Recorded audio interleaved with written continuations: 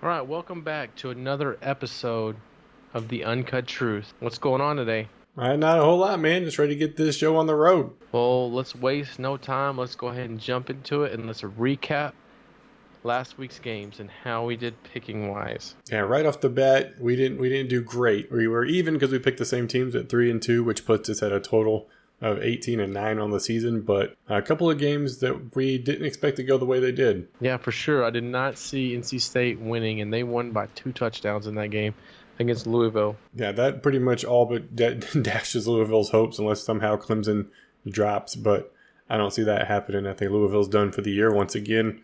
Got in the conference play and they just can't keep up with it. Yeah, and it's really unfortunate for Louisville because they had probably, I would say, the toughest start to conference play of any team out there, playing Clemson and then turning around and playing NC State for their first 2 conference games.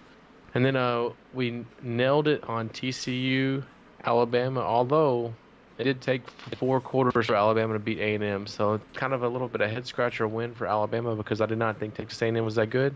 Yeah, same here. And I know I mentioned before, a lot of the people that I'm friends with on Facebook, they're Texas A&M fans. They were like, "Don't see it as we got beat. See it as a good sign. Like, if you can take anything in a loss, that's good." But y'all were calling for the coach's head after the couple of close games and the loss to UCLA. Now it's because you held your own against Alabama, then it's okay. Like I don't get it. Yeah, I definitely don't think that's the case, but they did keep it close. I think that's more of a sign that Alabama's not quite as dominant as they have been, as they get to a little bit of the better scale opponents there. And then Michigan State, back-to-back years, beats Michigan.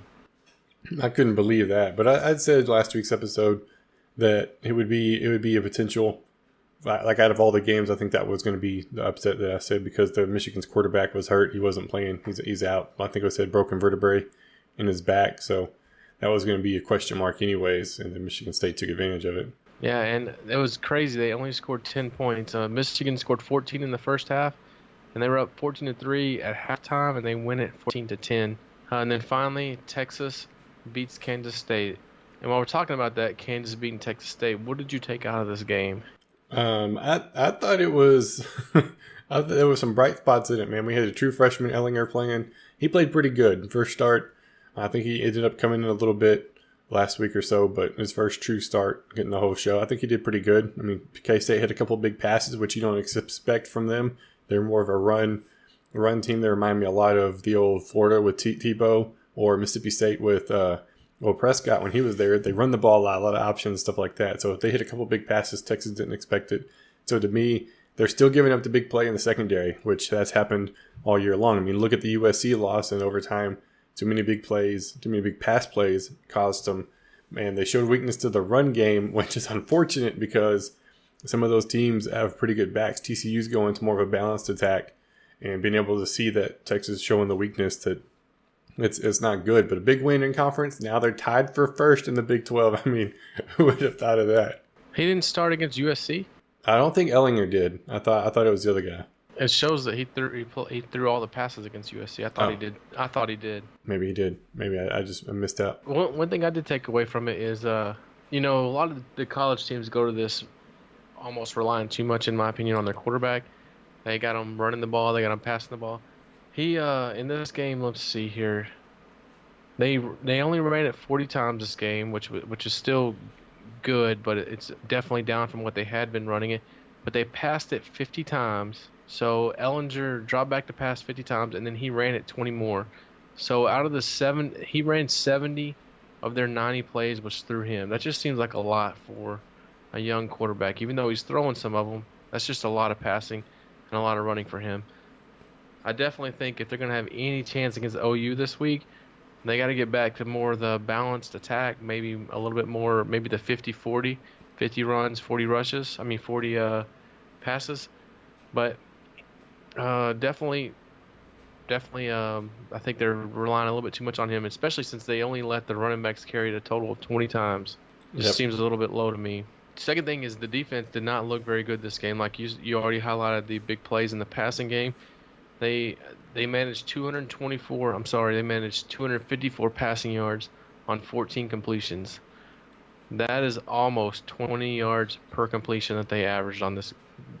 And if you look down through here, on the Kansas State receiving numbers. They 25.6, 18.3, 28, 6.3, 13, 11 is the yards per catch that their guys averaged. But definitely gave up the big plays, and they gave up 140 rushing yards. Definitely not the defense that we'd seen the last few weeks. They gave up almost 400 yards in this one. But nonetheless, they get the win, and they get to be tied for first place momentarily in the Big 12. So just recapping a few things. Talking about Michigan losing. Looking at the Big 10, who do you think is going to win the Big 10? I think, to me, the East is up in the air. You got Ohio State, Penn State, Michigan, and Michigan State. They're all still in the runnings. I don't think anybody's a clear front runner.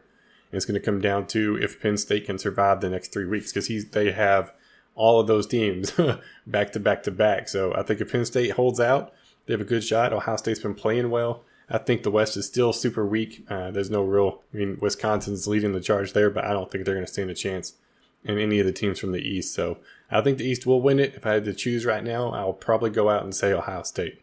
Yeah, it's going to be tough for the East. Yeah, I'm kind of thinking that Wisconsin may get to the conference championship game rather healthy and not beat up, because their biggest game they're going to play is against Michigan, which means that Michigan's going to play Penn State, Ohio State, Michigan State, and Wisconsin, which is going to be brutal for Michigan. So I can almost go out. I'm feeling very confident saying Michigan is not winning the conference championship, which means that they're not going to be playing in the playoff either.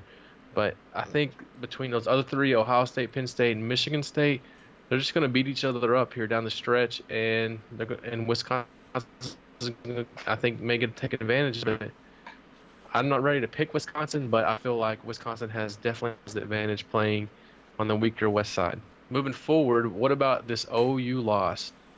Can you believe that they had the third-string quarterback / starting linebacker come in, go 2 for 3 passing for 25 yards, 9 carries for 35 yards, and neither one of those are stellar numbers, but he did that while getting 8 tackles, 4 of them solo, a sack, a tackle for a loss, and he recovered a fumble.